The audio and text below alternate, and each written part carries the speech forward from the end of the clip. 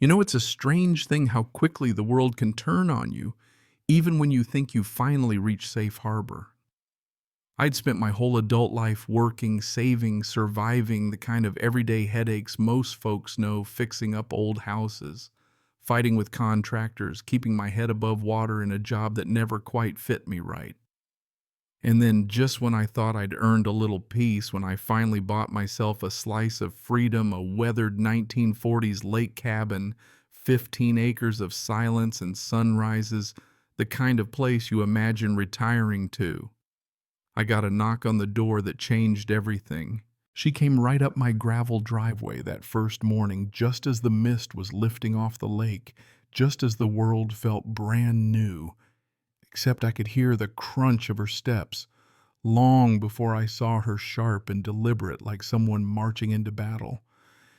I'd been up since 5, sitting on my wraparound porch with a chipped mug of coffee, just letting the dawn settle in, watching the way the sunlight spilled over the water, thinking for once in my life maybe I'd finally made it. She was in her mid-50s, blonde hair, not a strand out of place, pressed khakis, that kind of neatness that tells you she's not just organized but dangerous about it.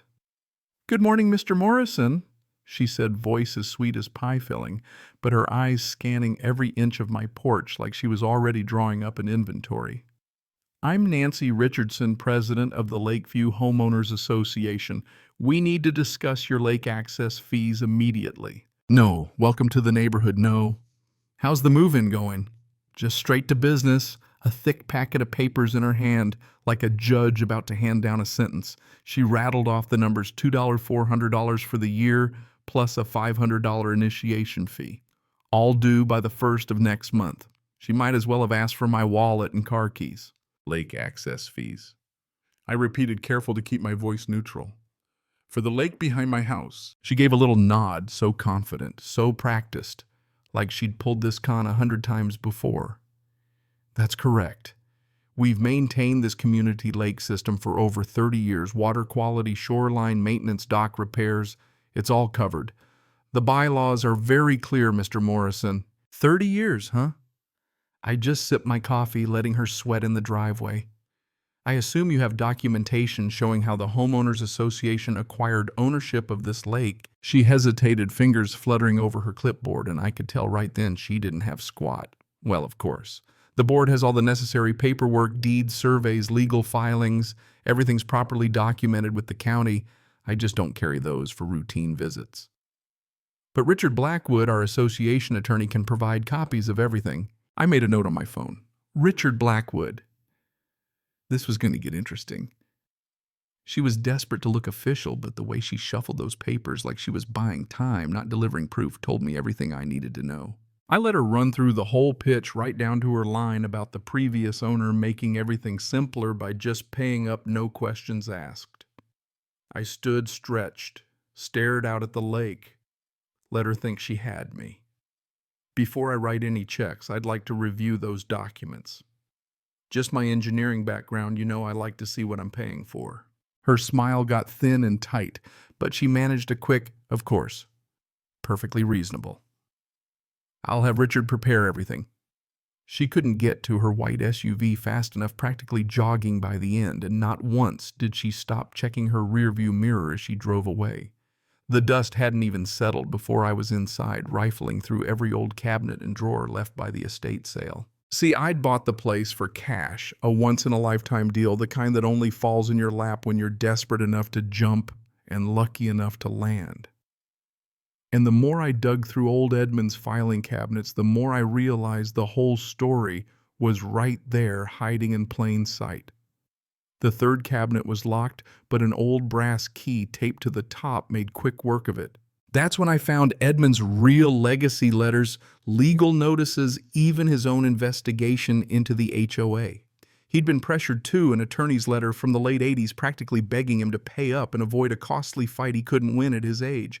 And in his own shaky handwriting, Edmund wrote, "They're claiming I sold them the lake for $1 in 1985. I never signed any such document." I felt a cold knot form in my stomach. I'd seen this game before, contractors sneaking in charges hoping no one's watching. But this was on a scale I'd never imagined. I dialed Jennifer Walsh, the lawyer who'd helped close my purchase, and the second she picked up, I let the whole mess spill out. She was quiet for a long moment, then all business. Blake, according to every document I reviewed, you own that lake outright. If someone's been collecting fees for 30 years, that's fraud on a massive scale. And suddenly everything clicked. Edmund had known, but he'd been bullied into silence, isolated, aging, facing threats of litigation he couldn't afford. I looked out at the lake, feeling the sun warm my face, but all I saw was a battlefield. Jennifer said what I was already thinking. If this is what it sounds like, we're talking about federal charges, mail fraud, racketeering, conspiracy, the works. I felt something settle in my chest, cold and hard as a stone. Good, I told her, watching Nancy's dust settle out by the road. She just made the biggest mistake of her life. Want to know what I'd do first? Jennifer asked. And I grinned. Let her dig her hole a little deeper. She promised I'd see the documents. I want to see what kind of forgeries they come up with. Then we teach Nancy Richardson the difference between managing something and owning it. And that lesson's going to cost her everything. The lake was gold in the morning light, birds singing, water shining, the very picture of peace. But under all that calm, there was a riptide building. And Nancy had no idea just how deep she was about to get pulled under. I stashed Edmund's letters back in the cabinet. I wanted to see how many people were in on this, board members, contractors, maybe even some county folks looking the other way for a slice of Nancy's empire. That's when my phone buzzed a message from an unknown number. Mr. Morrison, this is Richard Blackwood from the Lakeview HOA legal team. Nancy asked me to contact you about documentation review. Would tomorrow afternoon work for a meeting at my office? I texted back, tomorrow's perfect. Looking forward to seeing your ownership documents. Poor Richard had no idea what was coming. They were expecting another scared retiree. They were about to meet someone who knew how to fight. And when you actually own the thing they're trying to steal, well, that's when it all comes crashing down. So there I was next day, early afternoon, pulling into a sad little strip mall where Richard Blackwood kept his law office. Place was sandwiched between a nail salon and one of those tax prep joints that always look one bounce check away from going belly up. Water stains on the ceiling, motivational posters on the walls, and that distinct smell of old carpet and stale ambition. A place working real hard to seem legitimate, but not quite pulling it off, you know. I'd arrived early on purpose. Punctuality unsettles people when they're planning to lie to you. Sure enough, Nancy was already in the waiting room, sitting stiff as a board, with a manila folder so fat it could have choked a horse. She'd leveled up for the meeting, navy blue suit, hair pulled back tight, makeup applied like war paint. She kept glancing at her watch, fidgeting with her papers, rehearsing her lines. The calm confidence she wore yesterday, gone now, it was all nerves under the surface. Mr. Morrison, she said, standing up, forcing a smile. Thank you for coming. Richard has prepared a comprehensive documentation package that should answer all your questions about our lake management system. She sounded like someone reading off a teleprompter, desperately hoping she wouldn't trip over the words. Richard himself stepped out, skinny guy in his early 50s, expensive suit that fit like it had been borrowed from a taller cousin, and a handshake meant to show dominance. It just made me think of a limp fish. Welcome, Nancy's told me all about you, retired engineer. Is that right? I always respect a technical mind. He ushered us into his office, started laying out documents on the desk like he was playing a high-stakes poker hand. Nancy mentioned you had questions about our lake ownership structure. Perfectly understandable. Due diligence is always wise. I kept my face polite, pulled out my little notebook, but inside I was cataloging every tick, every glance. Before we start, I'm just curious. Nancy said this system's been in place since the early 80s. Can you walk me through how the HOA originally acquired the lake? Richard and Nancy exchanged a glance that screamed, "Stick to the script." He nodded and slid a document across the desk. The original transaction took place in 1985. Edmund Lakewood, previous owner, sold the lake and surrounding water rights to the community for $1. He waited like that was supposed to make everything simple. I picked up the deed. At first glance, it looked official. County letterhead, notary stamp signatures, except the paper was too crisp, the ink too dark. I ran my finger along the edge, my engineering brain already dissecting it. $1. That's quite a deal for 15 acres of lakefront, even in 1985. Nancy leaned in sympathy plastered on her face. Edmund was elderly. He worried about the lake's long-term care. The community offered to handle all the stewardship in exchange for ownership. I nodded, pretending to buy it, but the notary stamp Jackson County Records Management jumped out at me. I knew that company. They didn't even exist until the late 90s. This is fascinating, I said, pushing the deed aside. Nancy, you mentioned Edmund died soon after this. When exactly was that? She faltered. 1986, maybe 87, Richard jumped in. The timing isn't relevant. What matters is the transfer was filed with the county. He pulled out more proof, survey maps, tax assessments. But the boundaries didn't match my deed, and there were no signatures from Edmund, just vague notations about filings made by the estate. I leaned back in my chair. If Edmund died in 86 or 87, how did he sign a transfer deed in 1985 notarized by a company that didn't exist until the 90s? Silence. Nancy's face went pale. Richard started to fumble the papers together, hands shaking now. These are just copies. The originals will show the correct dates and notary details. That would help, I said, real calm, because according to county records, Edmund died in March 1986, meaning there's no way he signed anything after that or participated in any lake negotiation. Nancy snapped. We're getting bogged down in technicalities. The HOA has managed this lake for decades, invested thousands, provided recreation. On my property, I interrupted quietly, letting it hang in the air. I pulled out my deed, handed it over. Filed in 1943, never transferred. I own the lake bed, and the water rights. What you're calling management, I'd call trespassing. Richard was sweating now. Mr. Morrison, these issues are complicated water law property. Law, the HOA has operated under color of law for generations. That creates certain legal presumptions. Color of law! I cut in, voice sharp.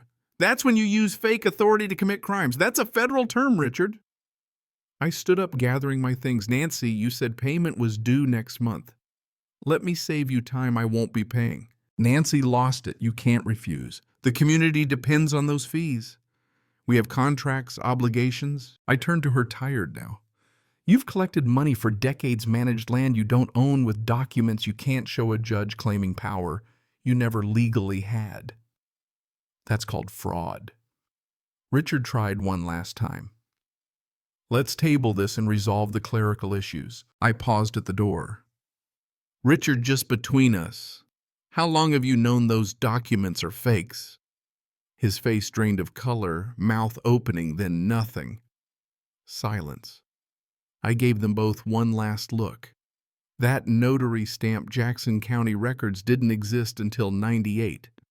Either Edmund came back from the dead or someone in this room is making things up. Nancy followed me into the hall, mask, gone, panic all over her. Wait, please, you don't understand. People depend on this. There has to be a way. I actually felt sorry for her for about a second. Decades ago, someone made the choice to steal what wasn't theirs. Every day since, it's been more lies, more fake papers, more bullying of old folks. The time for working things out ended a long time ago. What about the community, she pleaded. All the families who paid, what about them? That's on you, Nancy. The people who paid in good faith are going to want their money back, and they're going to want it from you. I drove home, watching her in my rear view, already on the phone, probably trying to call Richard or God knows who. She was about to learn the hard way that hiding behind fake paperwork is a whole lot easier than facing someone who knows exactly what they own. Back at the cabin, the world looked normal. Water sparkling, birds singing. But under all that calm, I could feel it. The storm was coming, and it was going to sweep Nancy's whole empire away.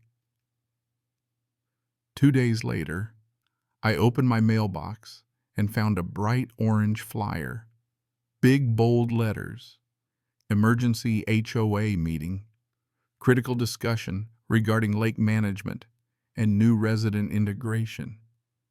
Meeting at the community center, 7 p.m. Attendance strongly encouraged for all lakefront owners. You could feel the panic in the font size alone. I got there early. The building was pure committee design, beige brick flickering fluorescent lights, industrial carpet so cheap you could see the seams. There were already 50 folks milling around, most of them retirees, couples who'd moved here for the quiet and the water, not for drama. Nancy was front and center at a folding table, shuffling papers, whispering with 3 other board members.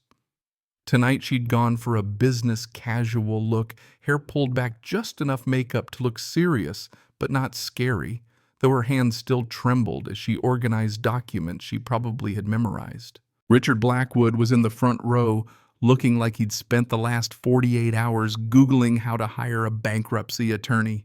His suit was rumpled, hair a mess, eyes darting. When he spotted me, he started whispering frantically to the woman next to him. They both looked like cornered animals. Nancy tapped the mic. Got that painful screech of feedback. Ladies and gentlemen, thank you all for coming on short notice. We have important business to discuss regarding our lake management system.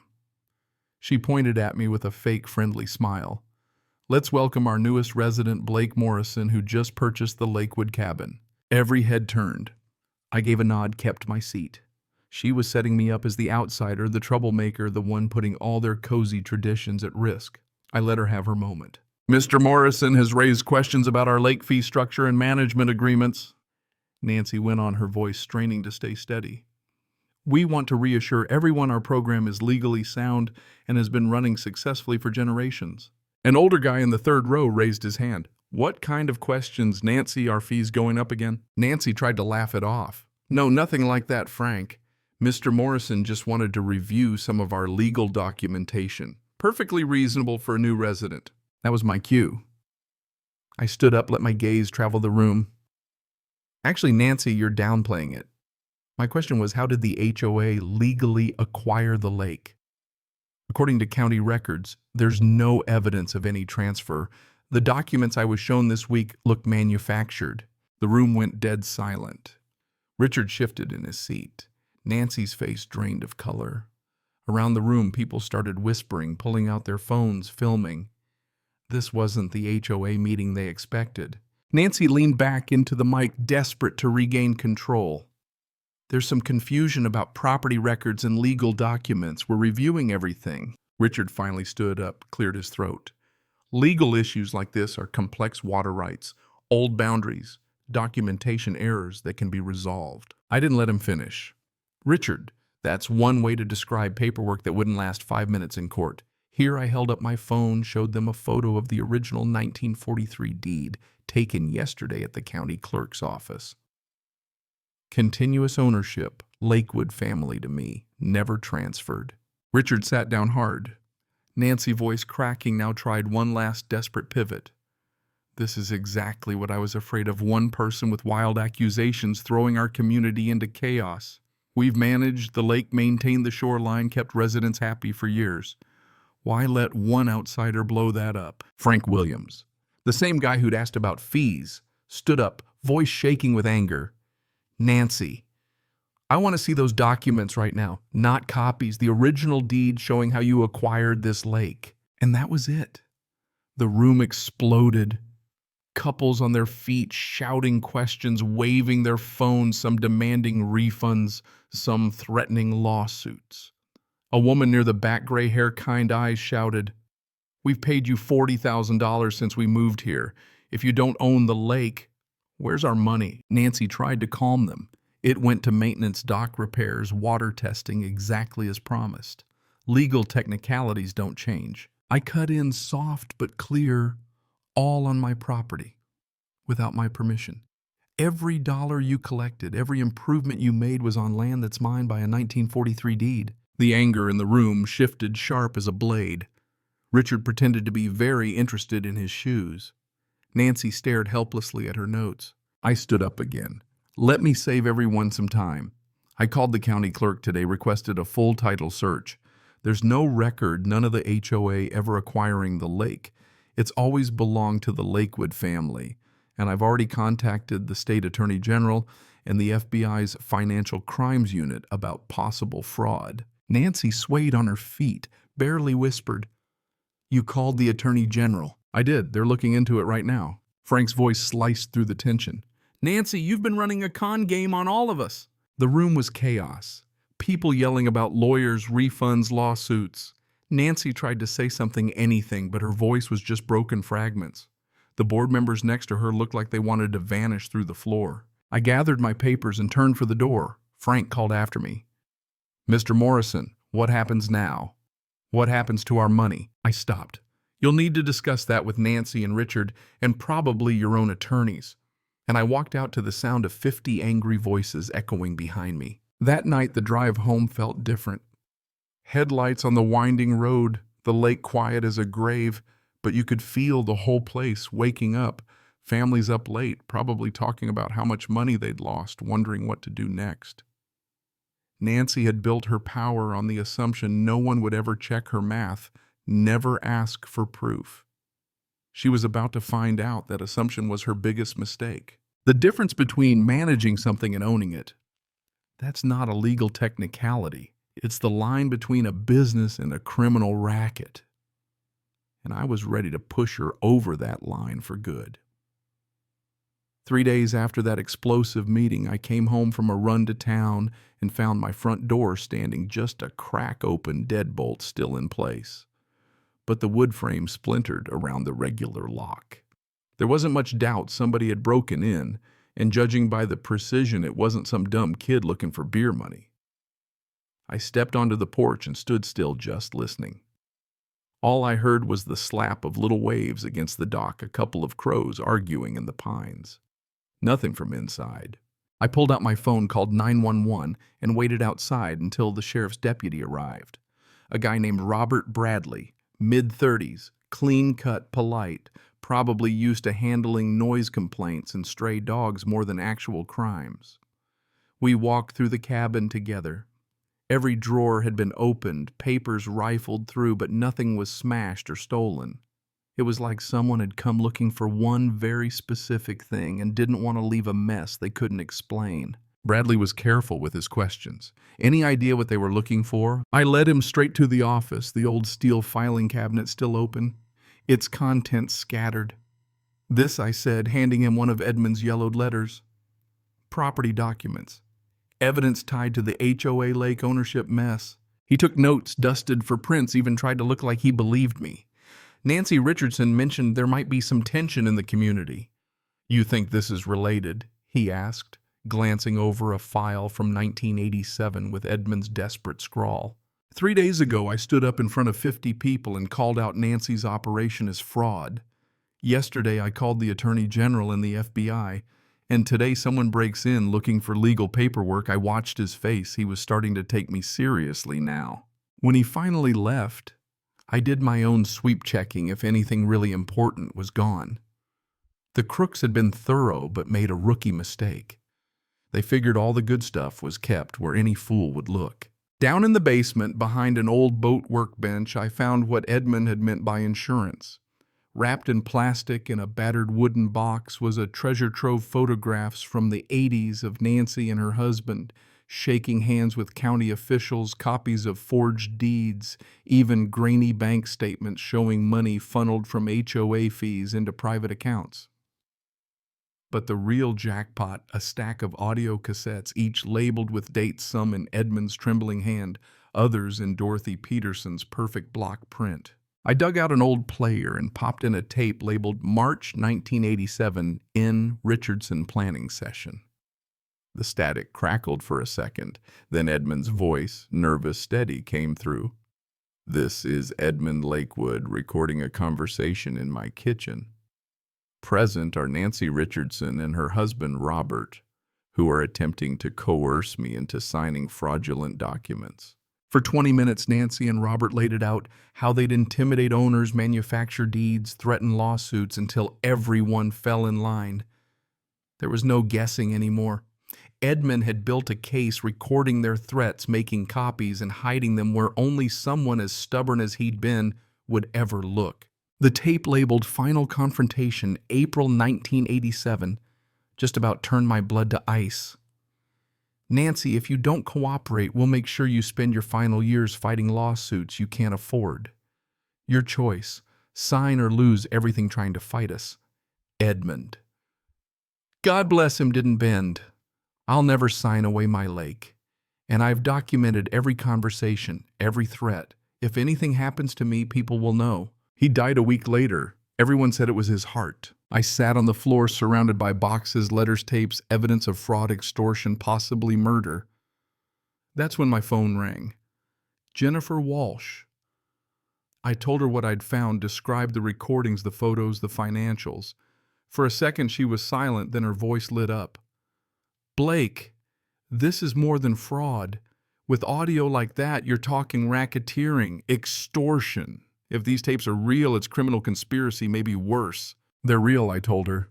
Edmund recorded them in his kitchen.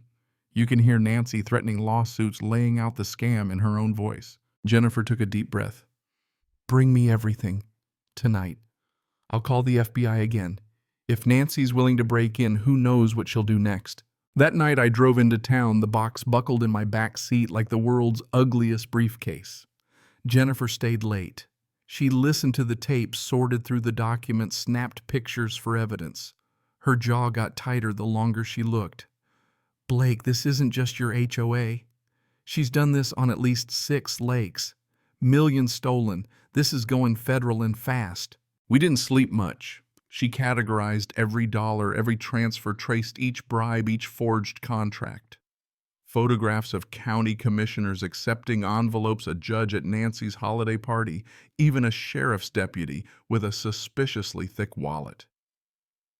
Edmund and Dorothy had done their homework. For the first time, I saw just how wide Nancy's net really was. Tomorrow, Jennifer said, we take this to the feds. With what you've got, they'll move hard and fast before Nancy can burn the place down. Driving back the lake was so calm, so still, I almost forgot what I was carrying. But inside my chest was a hammering heart and a fire I hadn't felt in years. Edmund had died, hoping someone would finish what he started. Now I was going to see it through. By dawn, the fog was rising off the lake, and my porch was cluttered with the detritus of war coffee cups, notepads, Edmund's battered tapes. I'd barely slept. I was still staring at a bank statement from 1991 when there was a soft knock at my door. When I opened it, I found a tiny woman, late 70s, silver hair, wearing a faded blue cardigan that matched the morning sky. She had the kind of smile that made you trust her right away, but there was steel in her eyes that told you she'd seen the world at its worst. Mr. Morrison, she said, her voice like good linen, soft but ironed flat. I'm Dorothy Peterson. I saw the police car yesterday. May I come in? What I have to say isn't meant for the porch. I let her in. She sat at my kitchen table, turned her chair so she could see both the door and the driveway. She refused coffee but took a glass of water, hands steady as stone. I lived next to Edmund Lakewood for 43 years. She began no small talk, just straight into it. I was his housekeeper, his caretaker, his friend. I watched Nancy Richardson destroy him, and I've waited 36 years for someone to fight her. I stared at her, stunned, as she pulled out a faded notebook from her bag. Page after page, decades of records, names, dates, payments, threats, disappearances. I helped Edmund record those tapes, Dorothy said quietly. I helped him hide the evidence, and I've been documenting Nancy ever since. I flipped through the notebook. There were photos of Nancy meeting with county officials, contracts with suspicious signatures, bank withdrawals in cash that matched up with bribes and threats. Dorothy had the precision of a spy, the patience of a monk. Why didn't you ever go to the police? I asked. She gave me a look, equal parts sorrow and disgust. Because Nancy owns the sheriff's department. Half the county commission's on her payroll. She's bought judges, inspectors, everyone she needs. You go to the authorities around here, you're as good as dead. She showed me a page marked Convenient Deaths, Edmund heart attack after refusing to sign, George Hamilton car wreck after challenging HOA fees, Martha Stevens fatal fall after she asked about missing money. It hit me like a punch. Dorothy wasn't just some nice old lady. She was the last living witness to a conspiracy that went deeper than anything I'd imagined. You think Nancy killed them? I whispered. She nodded, calm and sad. I don't think it. I know it. And she'll keep doing it unless you stop her. We made a plan. Dorothy had already contacted an FBI agent she trusted, Sarah Mitchell, from outside the region. She's been looking into HOA fraud for years, just waiting for the right evidence.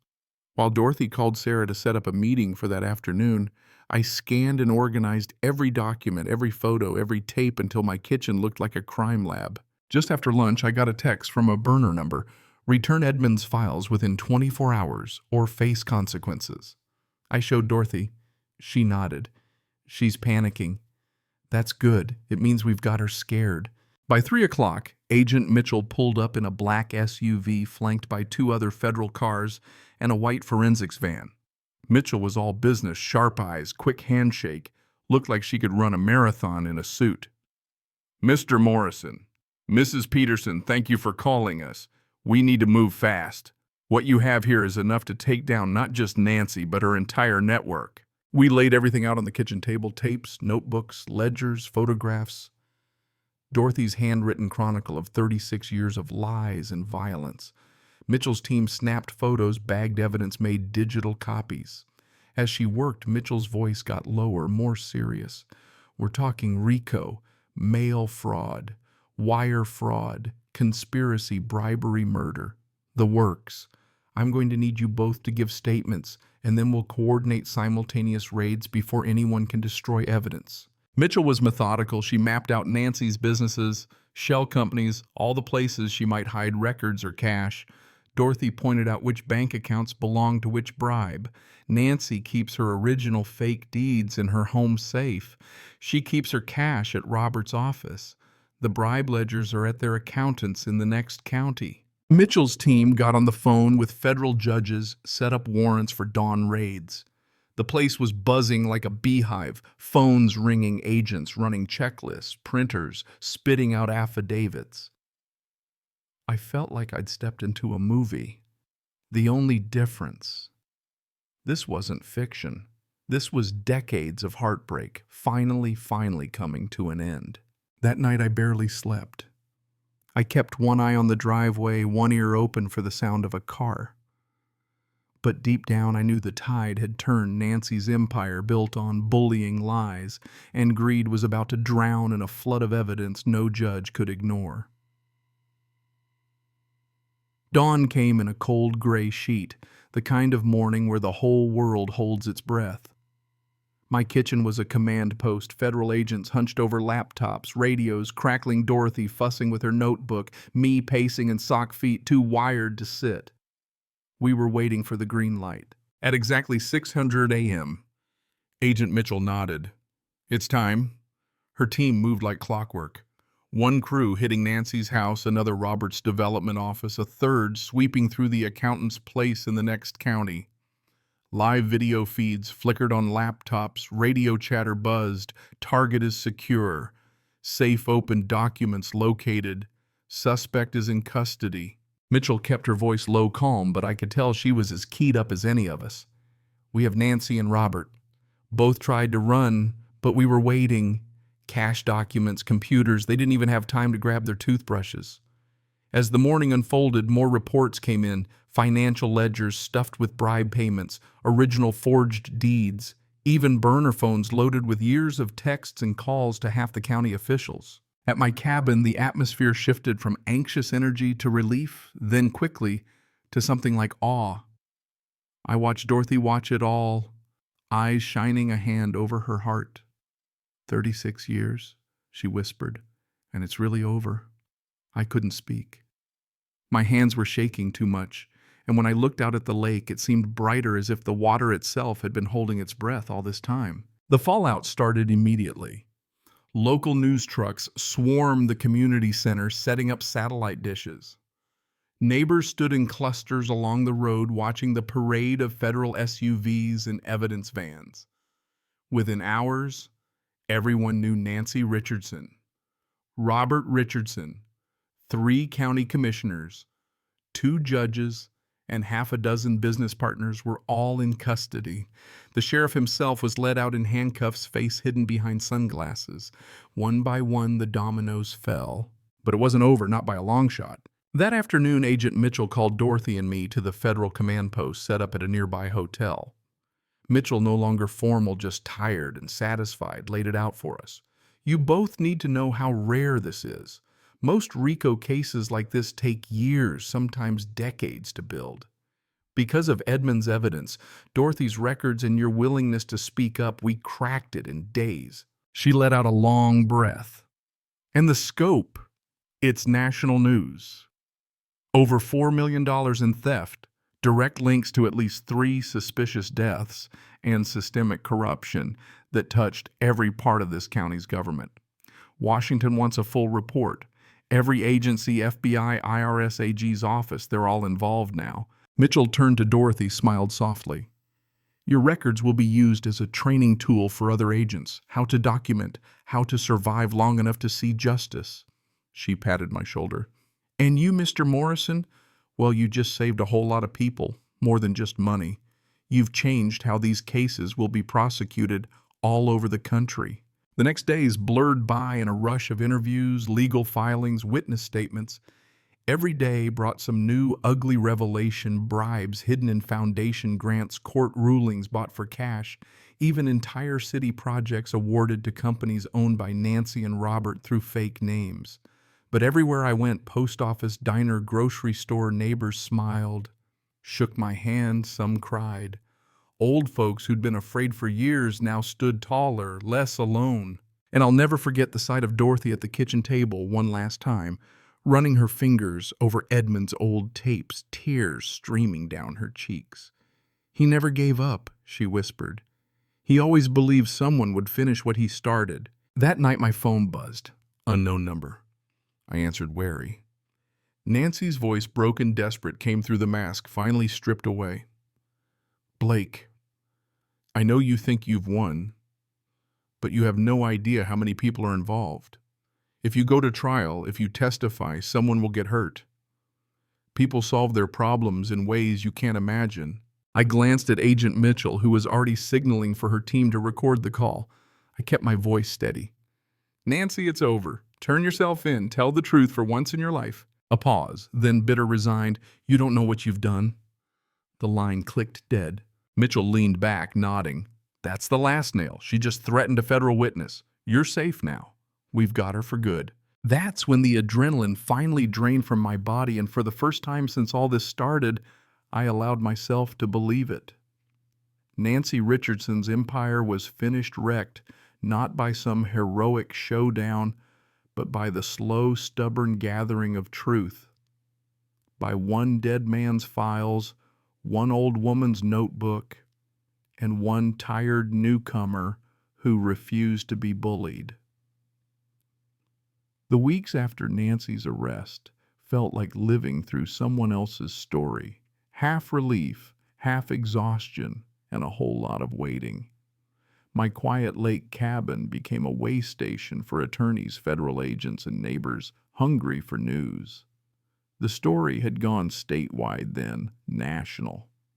Largest municipal fraud bust in a generation, the headlines screamed.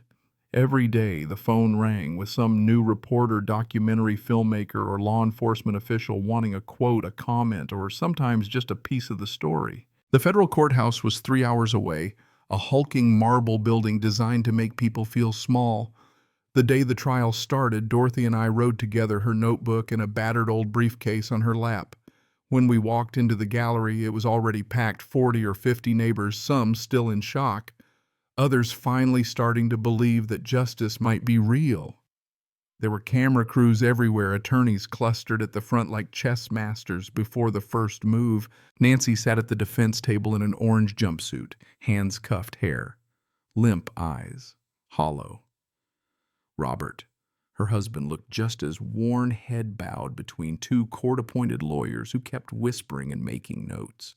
The rest of their crew, commissioners, judges, business partners, all sat together in the defendants' pinned faces, drained of the arrogance that had carried them for so long. Judge Harrison Wells presided, a man with a reputation for seeing through games and cutting to the bone. He read through the charges, 34 felonies from RICO conspiracy to mail fraud, wire fraud, bribery, money laundering, even conspiracy to commit murder. Nancy shrank a little lower in her seat with every count. The prosecutor was young but sharp. Michael Clark, no grandstanding, just a relentless parade of evidence. He started with the basics, how the HOA was supposed to work, how Nancy had taken over, how for decades the system had been used to squeeze, threaten, and rob people who only wanted a peaceful place to live. Then he let the exhibits speak, photos of forged deeds, flowcharts of money siphoned into shell companies, audio tapes of threats made in Edmund's kitchen, even bank records showing cash moving in and out like the tides. And then Dorothy took the stand. You want to talk about courage? Picture a 78-year-old woman, frail as kindling, sitting straight as a soldier under the lights, reading from her own handwritten records. She told the story that no one else could, how Nancy and Robert first pressured Edmund, how the threats got uglier when he wouldn't give in, how she'd watched as one neighbor after another disappeared, sometimes moving away, sometimes dying in ways no one ever wanted to question. She laid out her ledger, pointed to payment after payment that didn't match any maintenance work, matched dates to deaths, showed how each dollar had bought a little more silence, a little more fear. Her voice didn't tremble, not once. The jury hung on every word.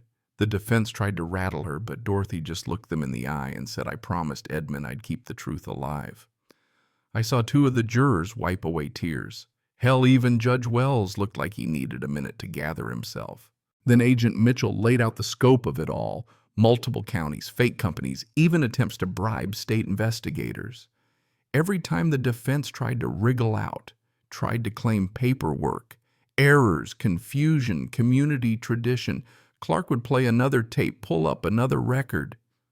It was like watching a dam break, all that hidden poison finally spilling into the light. Finally, they called me. I was nervous, I'll admit it. I could feel every pair of eyes in the room. Clark asked how it started Nancy on my porch, demanding money for a lake I already owned. I described the meeting with Richard Blackwood, the fake deeds, the way every question was met with more paper, more intimidation, until I finally pushed back. Clark played the recording of Nancy's threat, the one where she said, "This is your only chance to walk away from this situation alive." The jury flinched. So did Nancy. The defense tried to paint me as an outsider, someone who didn't understand community traditions. I just stared at Nancy and said, "You built a community on fear, not trust. That's not tradition. That's just theft." The prosecution had one last card, a gas station surveillance video from 1987 showing Nancy's car parked outside Edmund's house the night he died. Medical records proved his heart meds were tampered with. Even Robert looked shocked. The trial lasted 2 weeks. The defense tried every trick, claimed Nancy was manipulated by others, that she was only trying to help the community, that the money had all gone to good works. The jury didn't buy a word of it. Deliberations took less than 5 hours. 34 guilty verdicts. RICO mail fraud, wire fraud, bribery, money laundering, conspiracy to commit murder, every charge nailed to the wall. The sentencing hearing was even harder. Judge Wells read out letters from over 200 victims, many of them elderly, most of them describing years of fear, humiliation, and loss. Nancy just stared at her hands, no fight left in her. The judge hammered her 25 years, no parole, $4.7 million in restitution, lifetime ban from any fiduciary position, all assets seized. Robert got 18 years. The rest of the crew, anywhere from 5 to 12. The whole rotten machine dismantled in a month. Afterward, the crowd spilled out onto the courthouse steps, hugging, laughing, some just staring at the sky. Dorothy and I stood side by side, letting it all sink in. She said justice comes slow, but it comes. I squeezed her hand, not trusting myself to say anything. That night I sat by my lake in every sense of the word, listening to frogs and crickets. Finally able to breathe, I thought about Edmund, Dorothy, all those families who'd paid in silence, and all the ones who never got to see justice done. And I knew somehow this wasn't the end, it was the start of something better.